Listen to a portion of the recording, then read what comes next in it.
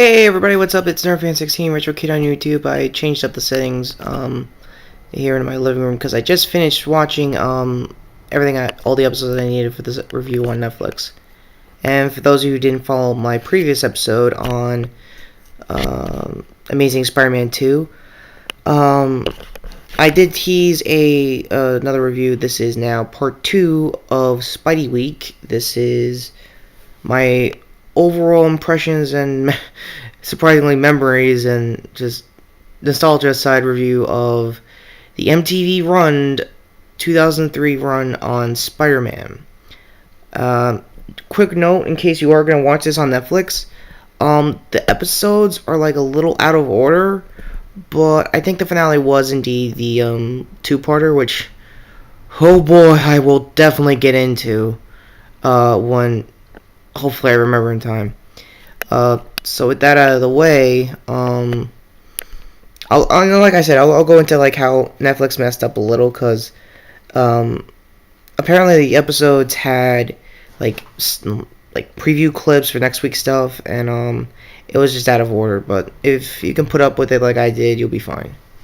So with that out of the way, what are my thoughts on the TV series? That let me get into backstory at least. It was set up literally a year after the first Spider-Man movie, and I could definitely tell in like the story department, like Harry still being butthurt after finding out that his dad got killed by Spider-Man, which spoilers, he kind of really didn't. If you didn't follow the Sam Raimi trilogy, just saying. The voice of Spider-Man in this one was played by, surprisingly, Neil Patrick Harris of before How I Met Your Mother fame, and I think briefly after Doogie Howser, if you're going to follow that kind of timeline. And the guy who played Harry was... Now, here's where it's going to get a little weird, because it's going to be a lot of like actors, people, hopefully if my comment section won't remember, so... I was gonna say 90210 with this guy, but of now Sharknado fame, Ian Zizarang. I don't know how to pronounce your last name, and this is a 90210 actor. What the heck is wrong with me? Anyway, my overall impression of that kind of storyline, it was just a build-up for Spider-Man 2, no more, no less. It was just planting the seeds of, like, Harry's just hating him, quick to like say, oh, it's his fault that so and so got killed, or so and so got into the hospital, or that he made another villain or something.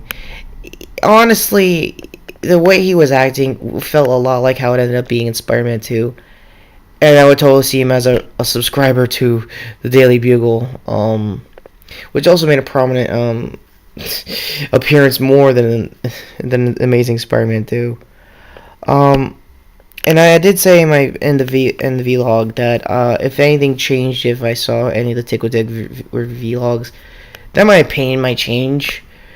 Yeah, and I guess the random thing I missed was that Felicia Hardy was also involved as Harry's like secretary, but if you read the comic, she ends up being like an anti-hero. That wasn't really necessary to the movie's plot, but I don't know.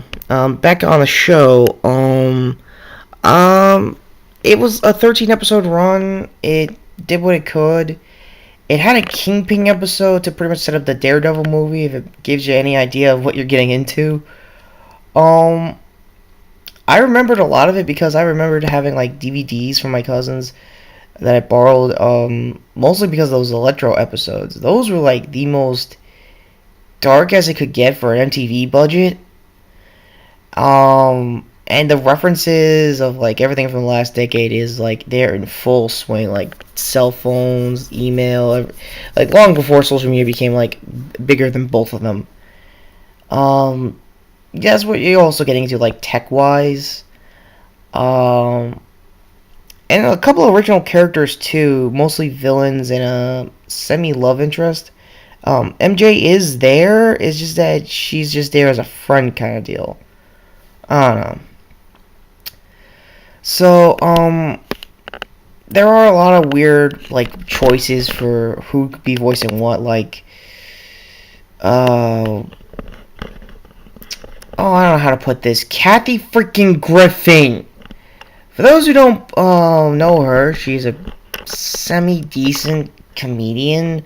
I do not want to put a picture of her face because I truly believe it's going to be the Indiana Jones effect of melting faces. Just saying, I'm not trying to make her image any more stupid than it already is. Don't want to get into that drama, don't really care. Long story short, she voice acted a one half of a Mind Twins for the season finale. Now, if you at all hate her style of humor, you're gonna pretty much cringe at this. But if you can sit through it like I did, it was just a lot of like power of choice kind of stuff that Pete was doing after the whole incident was over, because stuff was getting out of hand real fast, and it was just crazy. And it all involved with the new character in his I guess relationship life. Indy, I don't know who she played her as. I think she might have been a professional voice actress for all I know. Long story short, she works at like a stock New York One kind of fictional news place. To put a better example, in case you don't live in New York, it's like our local mega station, like the one that everyone knows kind of deal. Like you probably have one in your state, like one of those news stations everyone has to see first before you go to the other guys. Something like that. And it was kind of like competition for Jameson to like be first on the stories, get like make Pete go for the pictures faster and stuff like that. And for some reason, they loved it whenever Pete was talking to himself. He always liked to like walk around the roof inside his home. I don't know why. I mean, the first time it was kind of cute, but like the third time it was like starting to get a little out of hand here. I don't know. The episodes I remember the most was the two Electro episodes and the Lizard episode. And I can't believe I'm saying this. Kirk Connors, aka the Lizard, was voiced by Rob freaking Zombie. Yeah, if that doesn't tell you they're just throwing celebrities out there like Disney does, or any movie production for kids shows, congratulations, you've won the big prize. Jokes aside, it was still pretty good. I wasn't heavily distracted. They played it to the T. It could have been stock for all I know. But other than that, I still recommend this if you really want. If you're in it for the curiosity, just be ready for it, because it's gonna be weird, like weird, really, really fast.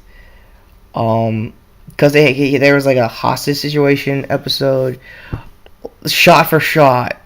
At like the third act, it was like shot for shot, like freaking Die Hard out of nowhere. Like he steals a freaking communique. He's like shit talking to the guys. It was awesome.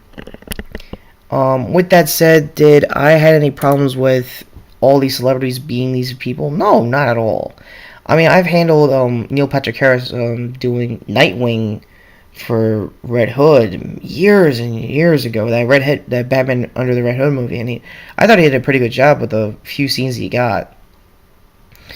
I don't know who professionally does Robins nowadays, or even back in the animated series years, but Neil did a good job on that, and did a really good job as Spidey. I think after a while you get comfortable with his performance, and honestly, if he's not really gonna do anything after Smurfs or How I Met Your Mother, which I think it's at his last season. I don't follow the show, in case you're wondering.